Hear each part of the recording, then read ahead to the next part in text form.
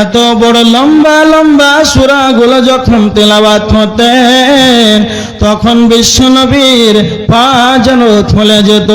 বুখারীর হাদিস 1130 নম্বর হাদিস।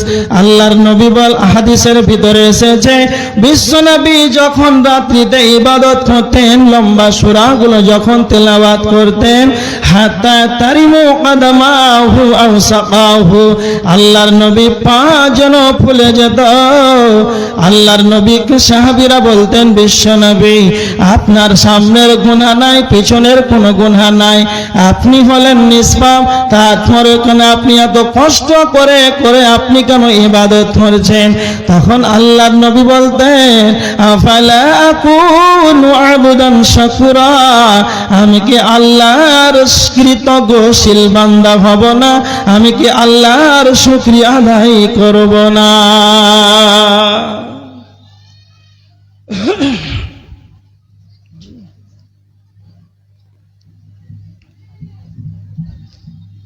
আমি কি আল্লাহর শুকরিয়া আদায়কারী বান্দা হব না? এই জন্য আল্লাহ রাসূল সাল্লাল্লাহু আলাইহি ওয়াসাল্লাম রাত জেগে জেগে কষ্ট করে পা ফুলে যেত, তারপরে আল্লাহ রাসূল সালাত আদায় করতেন।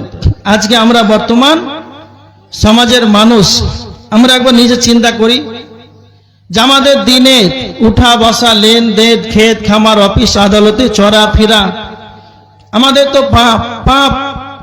তারপর আমরা একবারও ইস্তিগফার করি না, আল্লাহর কাছে ক্ষমা চাই না। সালাত, ফরজ সালাত, সেটা আমরা আদায় করছি না। মুমিন যারা হবে, আল্লাহ বলেছেন কানু কালিলাম মিনাল লাইলি মা ইয়াহজাউন, কানু কালিলাম মিনাল লাইলি মা ইয়াহজাউন ওয়া বিল আসহারি হুম ইস্তাগফিরুন। সূরা জারিয়াতের 17-18 নম্বর আয়াত।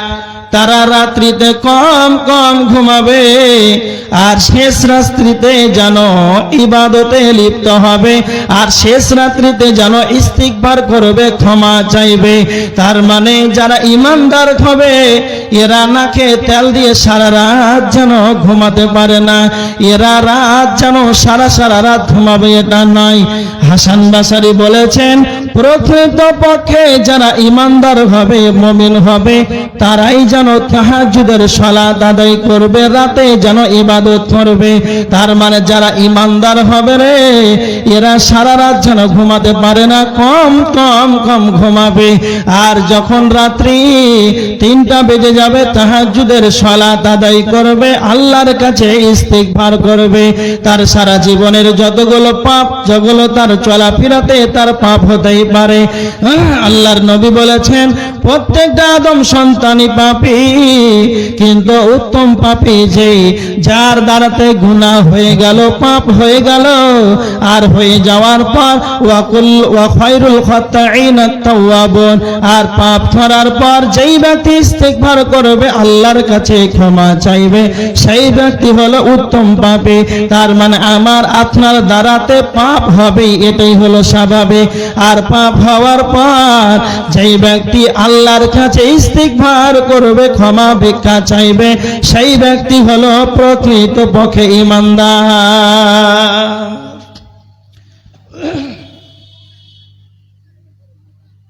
মাইকম্যান গলা টানছে আর তো ঢিল করে না। তার মানে যারা ঈমানদার হবে ওরা রাত্রে কম কম ঘুমাবে, ইস্তিগফার করবে, শেষ রাত্রিরে উঠে আল্লাহর কাছে ক্ষমা চাইবে, এরাই তো ঈমানদার। আল্লাহ রাসূল সাল্লাল্লাহু আলাইহি ওয়াসাল্লাম তিনি নিষ্পাপ হওয়ার পরেও ৭০ বার ১০০ বারের অধিক আল্লাহর কাছে ক্ষমা চাইতেন, ইস্তিগফার করতেন, ক্ষমা চাইতেন। আর আমরা মুসলিম ঈমানদার বলে দাবি করছি, আমাদের তো অহরহ পাপ হতেই চলছে। তারপর আমরা নিজে একবার বলেন কয়বার কয়জন রাত্রে কেঁদে কেটে আল্লাহর কাছে বলেছে আল্লাহ আমার পাপ হয়ে গেছে, রব্বানা যালামনা আনফুসানা ওয়া ইল্লাম তাগফির লানা, নিজের আত্মার প্রতি জুলুম করেছি, এই কথাটা আল্লাহকে আমরা কয়জন বলেছি? নিজের পাপের ব্যাপারে কয়বার আল্লাহর কাছে ক্ষমা চেয়েছি, ইস্তিগফার করেছি? কই? মুমিন যে হবে সেই ব্যক্তি রাত্রিতে বেশি বেশি করে সালাত আদায় করবে। আল্লাহ রাসূলের একটা হাদিস, বুখারীর 1131 নম্বর হাদিস, আল্লাহ রাসূল বলেছেন, আমাদের সালাতের চাইতে সর্বাপেক্ষা উত্তম সালাত দাউদ আলাইহিস সালাতু ওয়াস সালামের সালাত। কেন? দাউদ আলাইহিস সালাতু ওয়াস সালাম রাত্রে বেশিরভাগ সময়টাকে সালাতে দাঁড়িয়ে থাকতেন। কে? দাউদ আলাইহিস সালাম বেশিরভাগ রাত অতিবাহিত করতেন সালাতে দাঁড়িয়ে, এইভাবে সালাত আদায় করতেন। এই জন্য আল্লাহ রাসূল বলেছেন, আমাদের চাইতে সর্বাপেক্ষা উত্তম সালাত দাউদ আলাইহিস সালাতু ওয়াস সালামের সালাত। এই জন্য আমরা সবাই চেষ্টা করব যে আমরা মানুষ 5 ওয়াক্তের সালাত এটা তো ফরজ, এটা তো পড়তেই হবে, কিন্তু রাত্রে উঠে ইবাদত করতে হবে, তাহাজ্জুদের সালাত আদায় করতে হবে, শেষ রাত্রিতে উঠে আল্লাহর কাছে ক্ষমা ভিক্ষা চাইতে হবে। আল্লাহ, জীবনে চলাফেরা উঠা বসা করলাম মানুষের সঙ্গে, কি আমার দ্বারাতে পাপ হয়েছে, আল্লাহ আপনি আমাকে ক্ষমা করেন, না জানি কোথায় কি অবস্থায় পাপ করেছি, সমস্ত গুনাহ আল্লাহ আপনি ক্ষমা করেন, নিজের আত্মার প্রতি জুলুম করেছি।